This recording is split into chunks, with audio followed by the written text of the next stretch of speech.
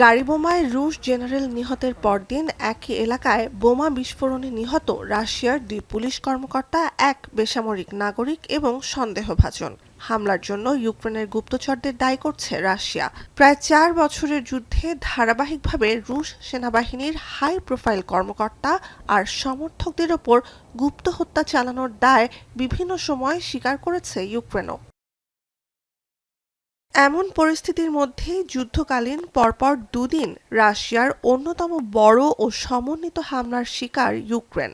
সোমবার রাতভর ইউক্রেনের 21টি অঞ্চলে 635টি ড্রোন ও 38টি ক্ষেপণাস্ত্র ছোড়ার একদিন পরেই শুধু জাপোরিজিয়া অঞ্চলে 24 ঘণ্টায় 700-র বেশি ড্রোন, ক্ষেপণাস্ত্র আর বিমান হামলা চালায় রুশ সেনাবাহিনী। হামলায় ব্যবহৃত হয়েছে 116 ধরনের ভিন্ন ভিন্ন ড্রোন, বেশিরভাগ নকশাই ইরানের, তথ্য ইউক্রেনের সেনাবাহিনীর। 7টি ড্রোন ভূপাতিত করতে সক্ষম হলেও 19টি এলাকায় আঘাত হানে 48টি ড্রোন।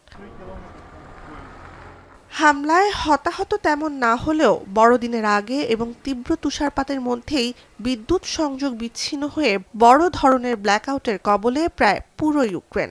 শুধু আকাশপথে নয়, স্থল অভিযানেও পিছু হটছে ইউক্রেনের সেনাবাহিনী।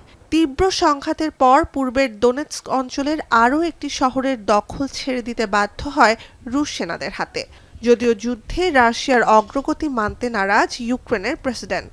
Дякую вам, вашим побратимам.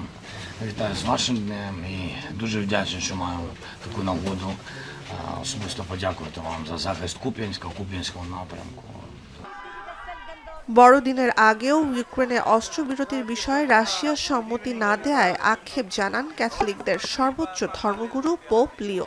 La richiesta di una tregua di Natale. Io faccio ancora una volta questa richiesta a tutte le persone di buona volontà, rispettare almeno nella festa della nascita del Salvatore. এদিকে সংঘাত বন্ধে মধ্যস্থতাকারী যুক্তরাষ্ট্র ও ইউক্রেনের সাথে জার্মানির বার্লিনে চলমান শান্তি আলোচনায় যোগ দিয়েছেন ইউরোপের নেতারাও। রাশিয়ার দাবি অনুযায়ী দখলকৃত ইউক্রেনীয় অঞ্চলগুলো ছাড়ের বিষয়ে সিদ্ধান্ত নেওয়া সম্ভব শুধু শক্তিশালী নিরাপত্তা নিশ্চয়তার উপর ভিত্তি করে, যার মধ্যে অন্তর্ভুক্ত থাকতে হবে ইউরোপীয় নেতৃত্বাধীন বহুজাতিক বাহিনী, বলছেন ইউরোপের নেতারা। নুজহাত কামাল, এখন বিশ্ব।